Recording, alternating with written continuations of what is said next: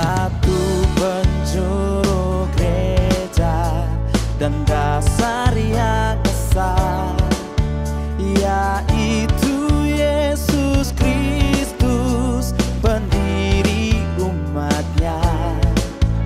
Dengan kurban darahnya gereja ditebus, baptisan dan firman-Nya membuatnya kudus. Tapi Tuhan senantiasa menguatkan kami dalam setiap kesusahan kami. Terima kasih Tuhan, kami mau merenungkan kebenaran firman Tuhan. Biarlah tangan Tuhan yang melawat kami, sehingga dalam setiap kelemahan kami Roh Kudus tetap bekerja, sehingga firman Tuhan boleh relevan dengan pergumulan-pergumulan kami yang berbeda-beda ini ya Tuhan. Terima kasih, kami menyerahkan pemberitaan firman ke dalam tangan kasih dan kuasa Tuhan. Di dalam nama Tuhan Yesus Kristus kami berdoa. Amin. Ya, shalom ibu-ibu, bapak-bapak semuanya.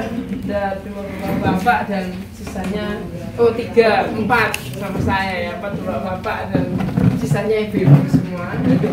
Ya, saya mau mengajak kita semua membaca di dalam Lukas pasal 20.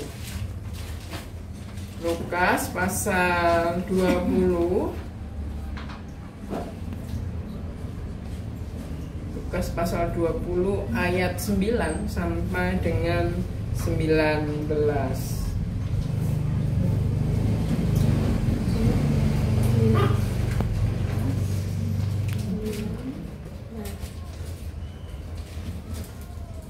Lukas pasal 20 ayat 9 sampai dengan ayat 19.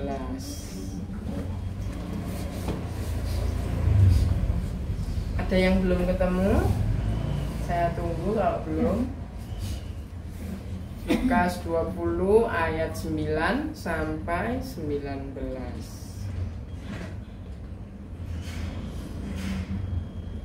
Yang sudah ketemu katakan amin. Oke. Mari kita membacanya bersama-sama. Saya akan membacakan untuk kita semua. Rekan-rekan semua bisa menyimaknya. Perumpamaan tentang penggarap-penggarap kebun anggur. Lalu Yesus mengatakan perumpamaan ini kepada orang banyak. Ada seorang membuka kebun anggur, kemudian ia menyewakannya kepada penggarap-penggarap, lalu berangkat ke negeri lain untuk waktu yang agak lama. Dan ketika sudah tiba musimnya, ia menyuruh seorang hamba kepada penggarap-penggarap itu supaya mereka menyerahkan sebagian dari hasil kebun anggur itu kepadanya. Tetapi penggarap-penggarap itu memukul hamba itu dan menyuruhnya pulang dengan tangan hampa. Sesudah itu, ia menyuruh seorang hamba yang lain. Tetapi hamba itu juga dipukul dan dipermalukan oleh mereka, lalu disuruh pulang dengan tangan hampa. Selanjutnya, ia menyuruh hamba yang ketiga. Tetapi orang itu juga dilukai oleh mereka, lalu dilemparkan keluar kebun itu. Maka kata Tuhan kebun anggur itu, apakah yang harus kuperbuat? Aku akan menyuruh anakku yang kekasih. Tentu ia akan mereka segani. Tetapi ketika penggarap-penggarap itu melihat anaknya itu, maka berundinglah mereka, katanya, ia adalah ahli waris.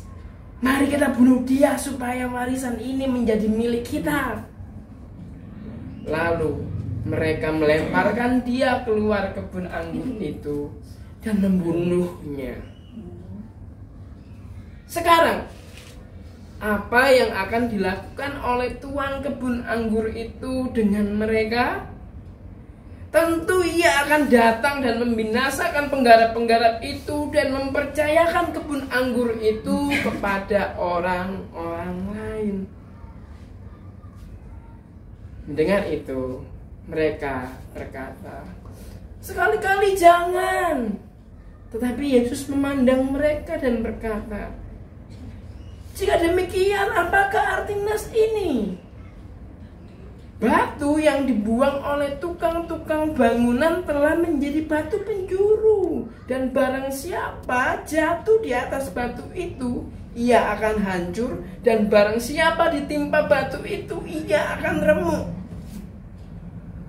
Lalu ahli-ahli Taurat dan imam-imam kepala berusaha menangkap dia, dan pada saat itu juga mereka tahu bahwa merekalah yang dimaksudkannya dengan perumpamaan itu.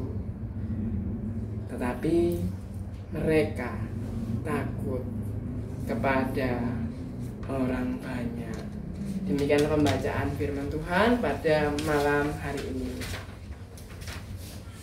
Bu semuanya, saya itu tumbuh besar, dibesarkan oleh seorang oma, seorang nenek, saya panggilnya oma gitu ya. Seorang oma yang adalah seorang pedagang kue. Jadi biasanya itu kalau oma saya itu bikin kue, saya itu ikut bantu, bukan ikut buat kuenya ya, tetapi ikut terlibat dalam proses bungkusi kuenya, kemudian itu ngantarkan kue dititipkan ke warung-warung, ke sekolah-sekolah gitu, biasanya begitu. Nah, suatu ketika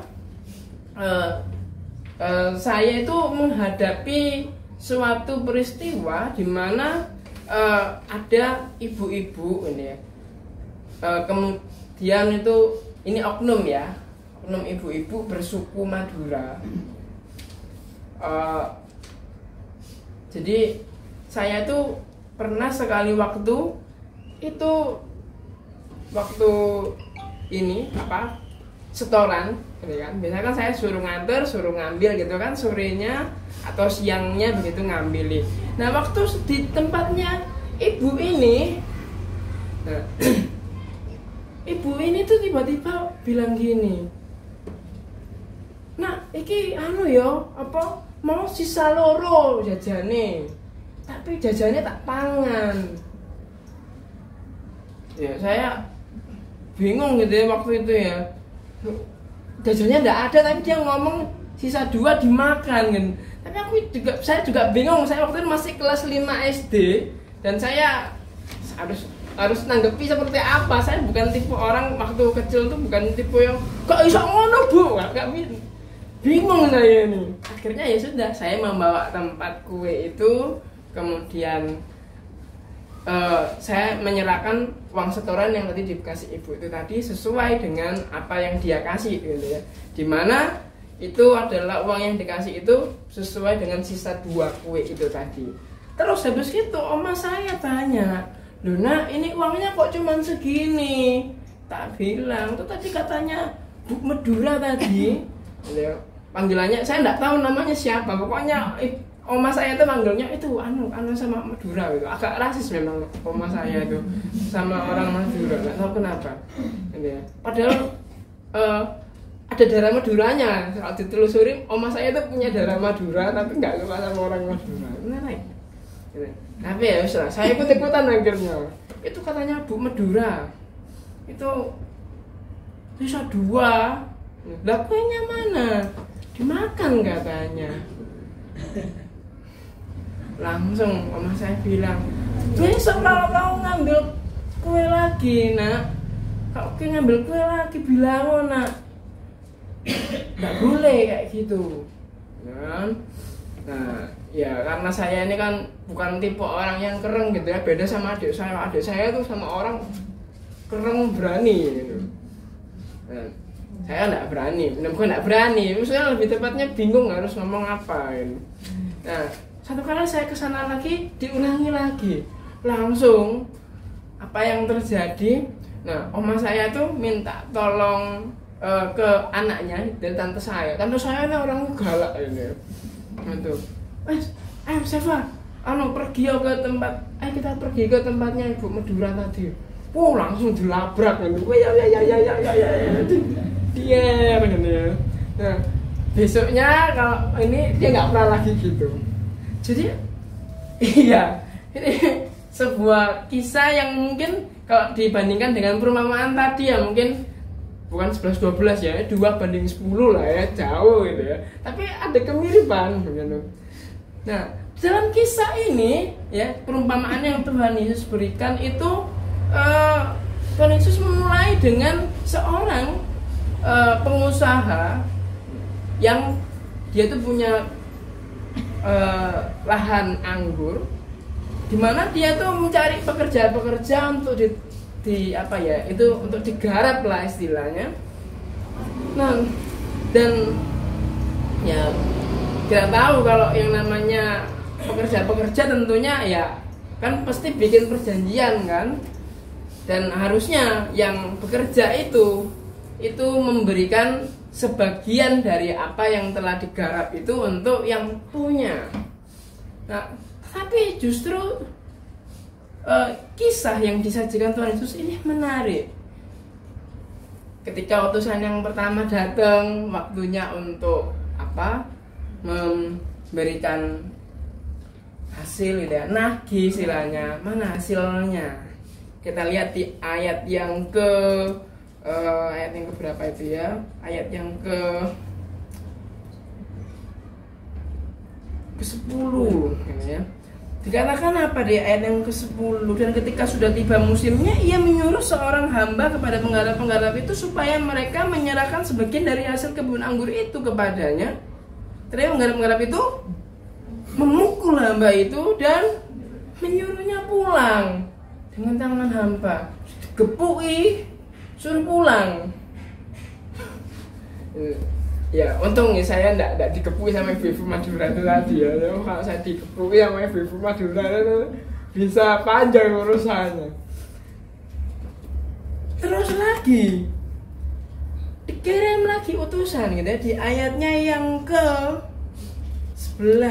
Sudah itu ia menyuruh seorang hamba yang lain, tetapi hamba itu juga dipukul dan dipermalukan oleh mereka. Lalu disuruh pulang dengan tangan hampa.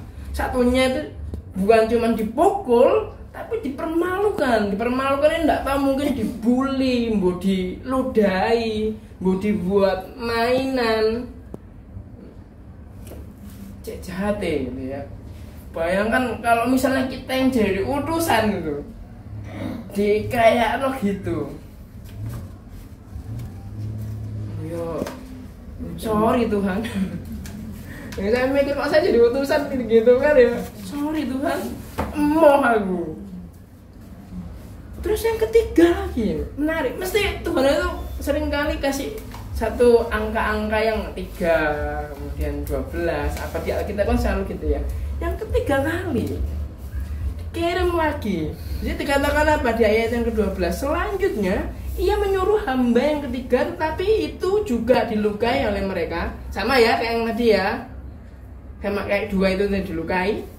Nah, ini langsung beda. Lalu dilemparkan keluar kebun itu. Kenapa kok bisa sampai dilempar? Ya kemungkinan ini hamba yang ketiga ini, utusan yang ketiga ini habis dipukuli, dipermalukan sekarat sampai gak bisa gerak. Akhirnya apa? Ya dilempar. Empum mati, empum masih hidup nggak tahu. Bayang no woman.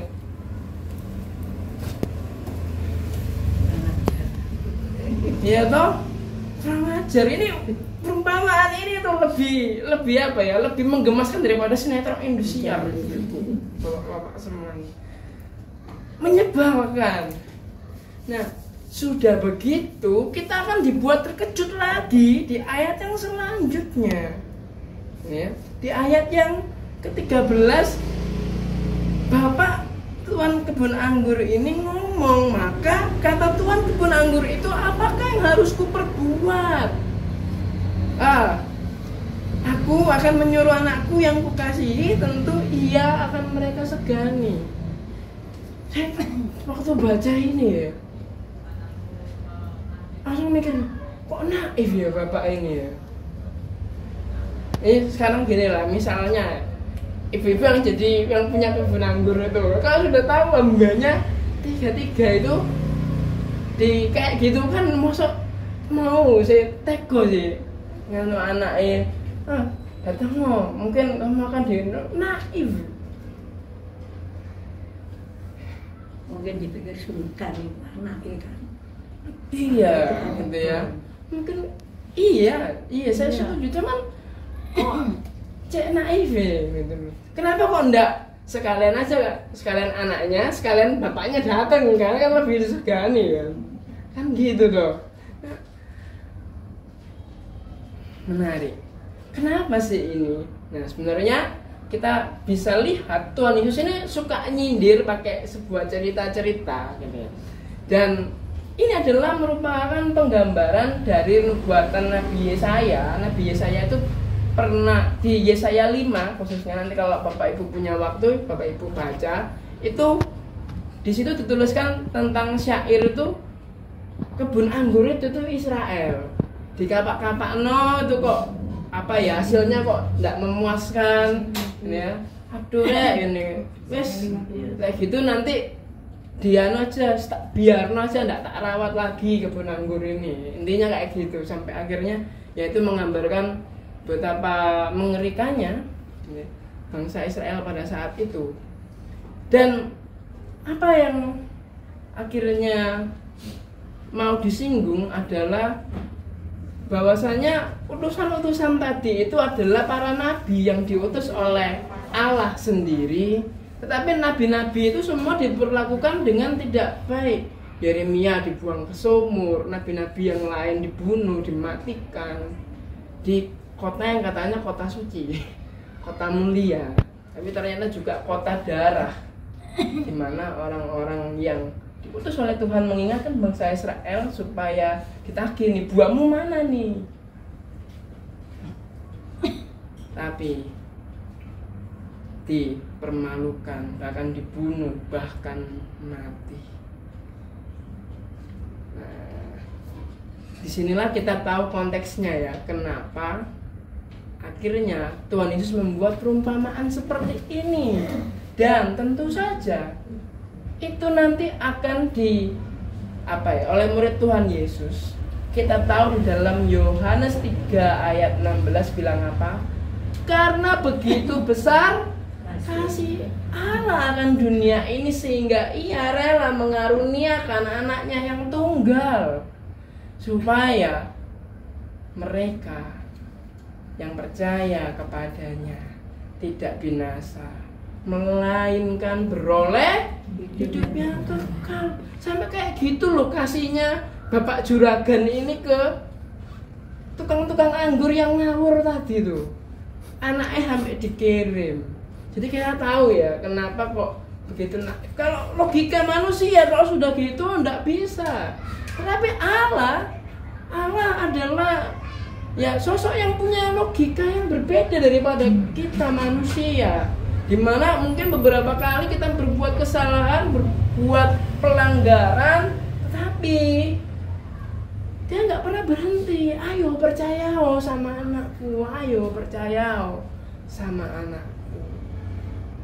Nah, tentu saja ini adalah sebuah karya yang besar yang dikerjakan oleh Tuhan di dalam kehidupan kita semua, khususnya untuk orang-orang yang percaya kepadanya. Nah,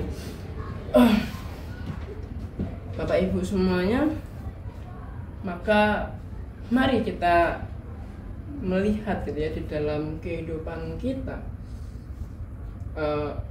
kita seberapa besar sih kita menghargai kasih karunia Allah itu. Oke, saya lanjut lagi ke dalam kisah yang selanjutnya. Jadi karena belum selesai kan ceritanya. Kemudian apa yang terjadi setelahnya Tuhan Yesus mengatakan apa yang akan diperbuat oleh bapak yang tadi anaknya itu dibunuh, dimatikan. Ya tentu saja bapak ini bakal ngamuk sejadi-jadinya dan membinasakan para penggarap-penggarap itu, dan itu dimaksudkan untuk menyindir para ahli Taurat, para Farisi, orang-orang yang punya kedudukan, orang-orang yang punya kuasa, yang dipercayai oleh Tuhan, tetapi justru malah mengeksploitasi orang-orang yang seharusnya dipimpinnya, orang-orang yang harus digembalakannya, orang-orang yang harusnya buahnya ini ditumbuhkan tetapi tidak tumbuh, gitu.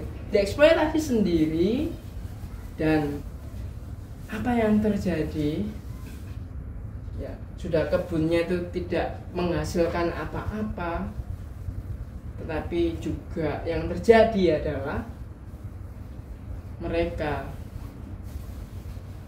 mengeksploitasi orang-orang yang ada di sana.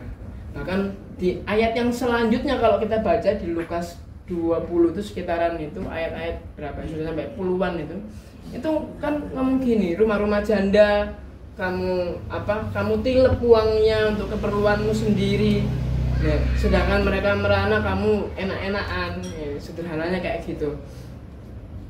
Ya, sebenarnya kalau mau dilihat gitu ya, ini sebenarnya lebih cocok untuk negur ya para pemimpin rohani sebenarnya.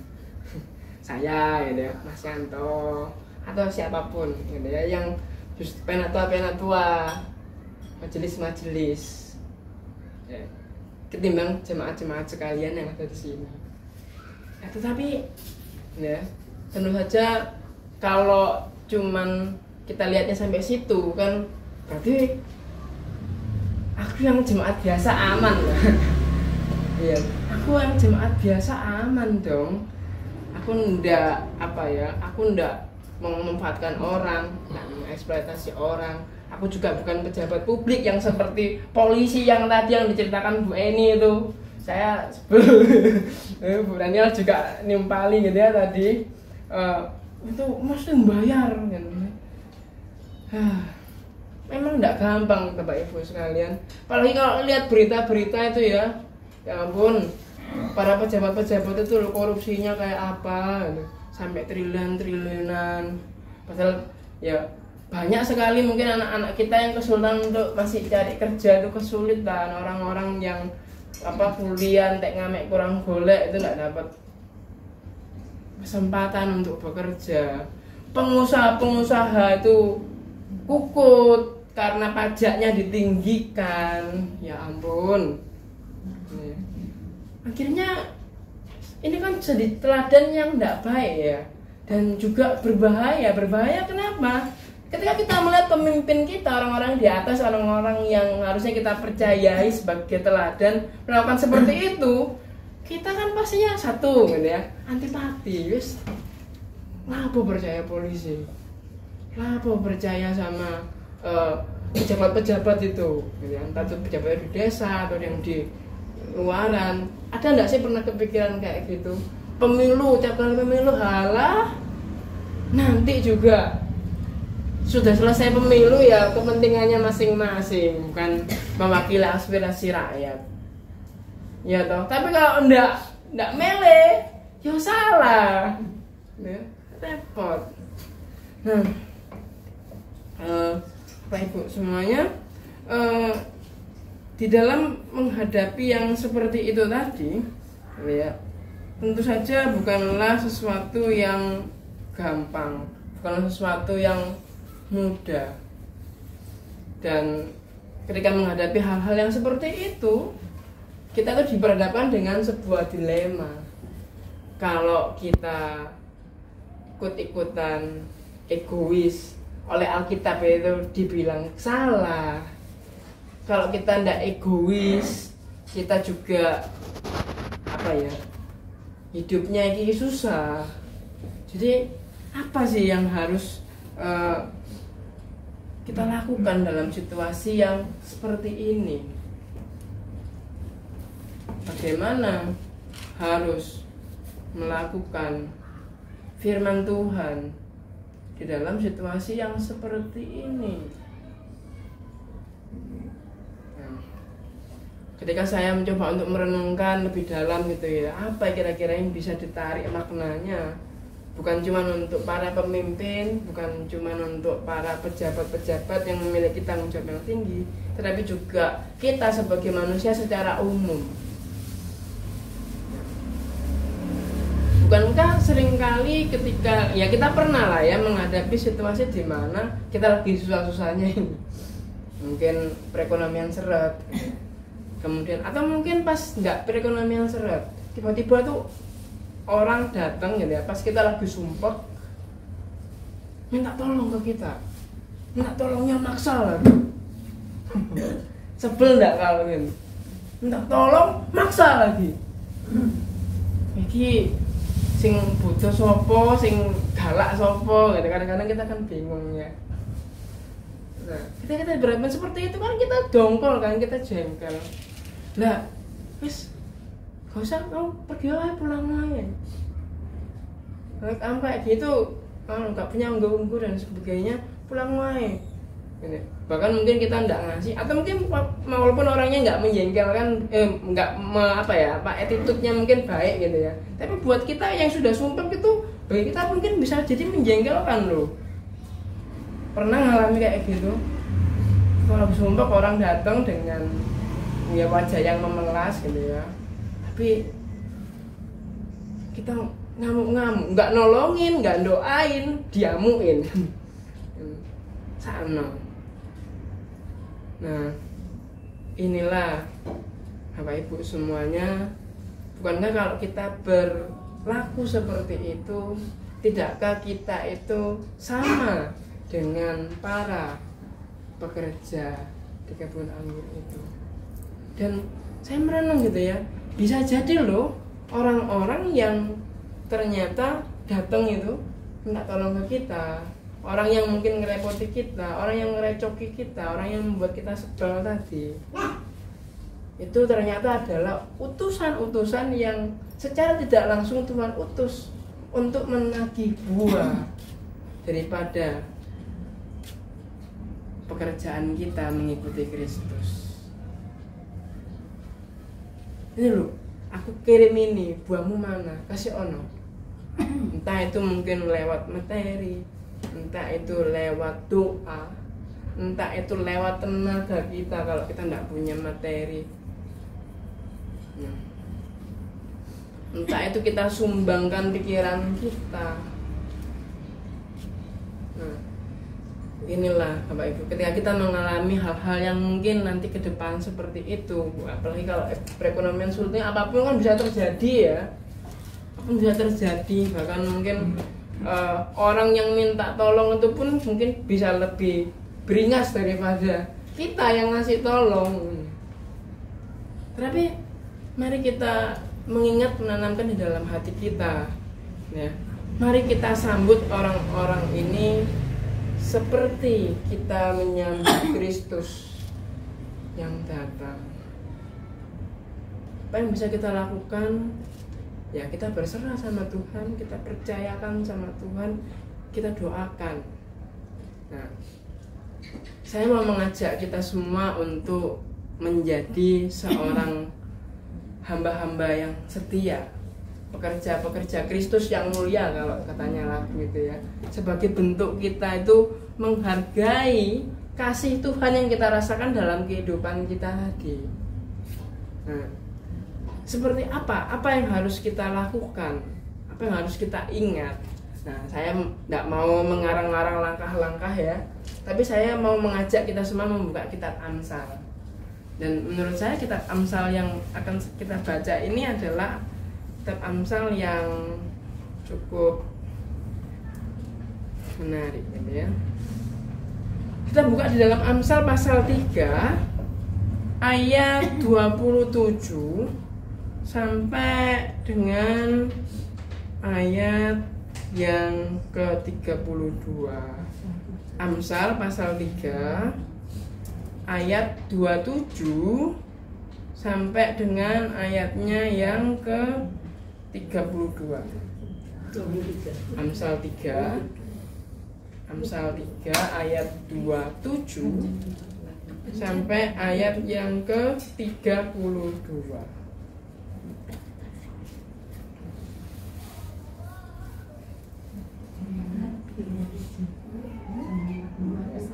Saya tunggu yang belum dapat.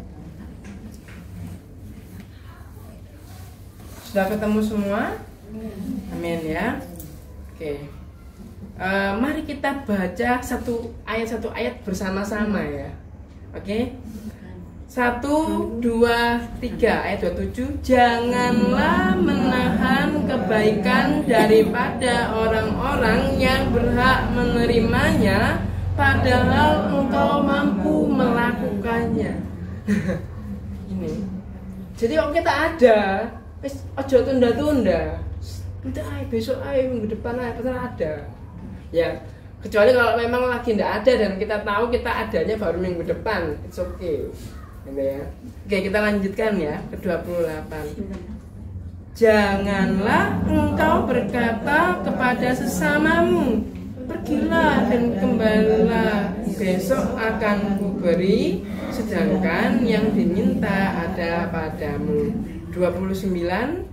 Janganlah merencanakan kejahatan terhadap sesamamu, sedang tanpa curiga ia tidak bersama-sama dengan engkau.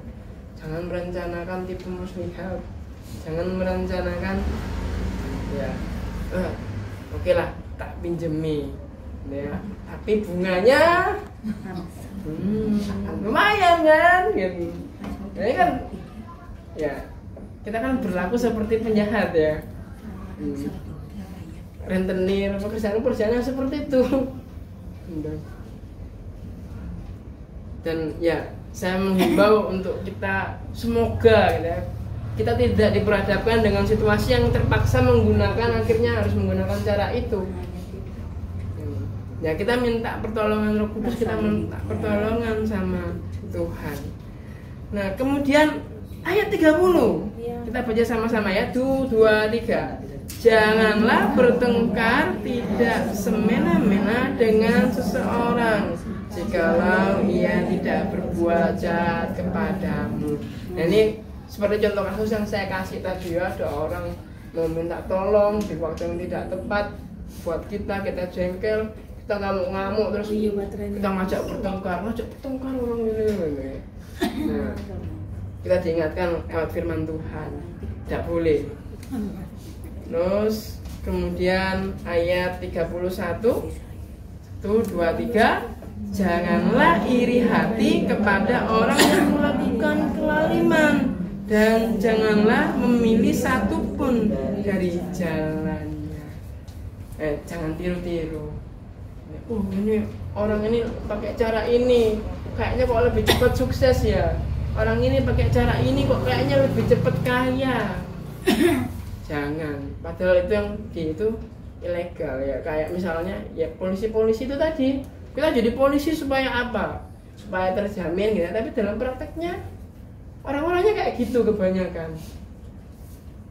Nah, ini yang jadi pergumulan ya. Tapi kita enggak jadi kayak begitu. Nanti itu apa? Kita kesusahan. Kalau bahasa Jawanya itu zaman saiki lek orang melo edan orang keduman. Nah, Amsal bilang itu pepatahnya tidak boleh tuh, kita jadikan pegangan tidak boleh tuh ya. Kemudian ayat yang ke-32 1, 2, 3. Karena orang yang sesat adalah kekejian bagi Tuhan, tetapi dengan orang jujur ia bergaul erat. Makanya Bapak Ibu, walaupun sebagai orang jujur itu katanya jujur, suwe-suwe ajur. Ya kan? Kan ada kan gitu ya, jujur kacang hijau gitu. Gampang diremek-remek ini maksudnya. Nah, Tapi kita dikuatkan loh. Kalau kita jujur, mbok masuk kita itu di emek-emek kayak apa, Tuhan itu bergaul erat sama kita. Tuhan, mungkin kita bisa melakukan kesalahan sebagai orang jujur, kita tidak sempurna ya toh. Kita kadang-kadang gampang dibodohi sama orang gitu ya. Tapi habis itu kan kita dari situ belajar ya, orang gini kita jadi cerdik seperti ular, tapi kita tidak meninggalkan ketulusan kita. Yang mana ketulusan itu seperti merpati. Nah, kita tidak jadi seperti ada cerita gitu ya, ada cerita, Pak Pendeta, saya itu ini eksperimen Pak Pendeta. Ada ular tak masukkan di dalam suatu buah kandang sama merpati Pak Pendeta. Besoknya ketika saya lihat yang sisa ularnya. Iya dong. Nah, itu karena apa? Karena enggak jujur tadi gitu. Wah, gara-gara aku dibujuki rek gitu ya. Oh tak balas kok, tak bujuki balik. Kalau aku nggak bisa balas kamu, aku akan mencari korban yang lain. Nah, ini loh, Amsal bilang jangan ya dik ya, itu kalau tanya konten-konten TikTok gitu kan sekarang lagi populer kan, jangan ya dik ya, jangan Bapak Ibu. Ya kalau kita pernah melakukannya, minta ampun sama Tuhan, kita bertobat. Sambil ngomong gitu ya, ini mungkin ini sebuah konten yang main-main ya, tapi mungkin ini adalah konten yang juga mewakili suara Roh Kudus loh. Iya, saya tuh mau lihat gitu ya, ini sebenarnya kontennya cuma buat tren-trenan gitu ya, tapi bukankah suara Roh Kudus itu seringkali bilang gitu ya, ketika kita mau melangkah ke jalan kejahatan, jangan ya dik ya, jangan. Nah, Amsal mengingatkan kita dari ayat-ayat yang tadi. Kiranya kita menjadi pekerja-pekerja kebun anggur. Kiranya kita menghasilkan buah yang sesuai dengan kasih karunia yang Tuhan berikan kepada kita. Kita bekerja dengan sepenuh kekuatan kita. Kita berserah sepenuhnya kepada Tuhan Yesus Kristus sebagai Sang Injil itu sendiri, karena katanya kan di dalam Alkitab Injil itu adalah kekuatan Allah. Maka jangan takut Bapak Ibu, meskipun kita mungkin ya mengalami ketidakadilan, kita ditindas, tetapi Tuhan juga tidak akan diam saja.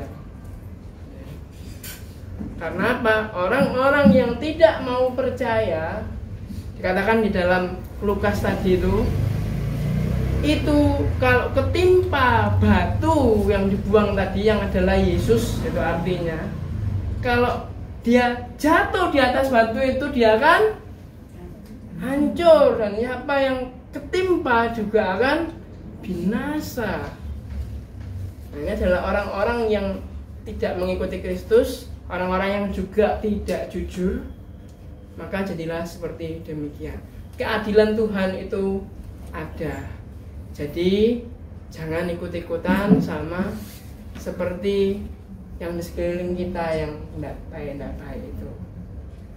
Mari kita hayati kasih Allah yang besar dengan kasih kita yang mungkin tidak seberapa besar, tetapi karya Tuhan yang memampukan kita semua. Semoga Bapak Ibu dikuatkan dalam setiap pergumulan Bapak Ibu, dalam kesulitan Bapak Ibu bisa tetap mengingat firman Tuhan ini untuk menghasilkan buah yang sesuai dengan apa yang Tuhan kehendaki. Amin untuk firman Tuhan. Mari kita berdoa. Tuhan, terima kasih untuk kesempatan yang Tuhan berikan kepada kami. Kami boleh terlibat menjadi anak-anak Tuhan yang mengaku percaya kepada Yesus, sehingga kami boleh beroleh iman bahwa setiap kami yang percaya kepada Yesus tidak akan binasa, melainkan beroleh kehidupan yang kekal. Namun Tuhan, kami sadari bahwa sebagai orang Kristen kami kadang-kadang merasa lemah Tuhan, ketika diperhadapkan dengan lingkungan yang mungkin menggoda kami untuk melakukan jalan kejahatan, mengejar kesuksesan, mengejar materi-materi yang mencukupkan diri kami tanpa melibatkan Tuhan di dalamnya, bahkan menolak Tuhan untuk terlibat di sana. Tuhan, ampuni kami jika kami pernah melakukannya. Dan melalui firman ini kami boleh diingatkan kembali, kami harus bertobat, mempercayai sepenuhnya Sang Batu Penjuru. Karena hanya bersama dengan Sang Batu Penjuru itu, yaitu Engkau Tuhan Yesus Kristus, kami beroleh kekuatan, kami mendapatkan fondasi yang kokoh, sehingga kami tidak mudah untuk digoyahkan dengan cara-cara pandang dunia yang menyesatkan dan mengeksploitasi kami. Terima kasih Tuhan, terima kasih. Jadikan kami pekerja-pekerja Tuhan yang setia, yang jujur, yang bertanggung jawab di hadapan Tuhan dan sesama kami. Terima kasih Tuhan. Di dalam nama Tuhan Yesus Kristus kami berdoa dan mengucap syukur. Amin.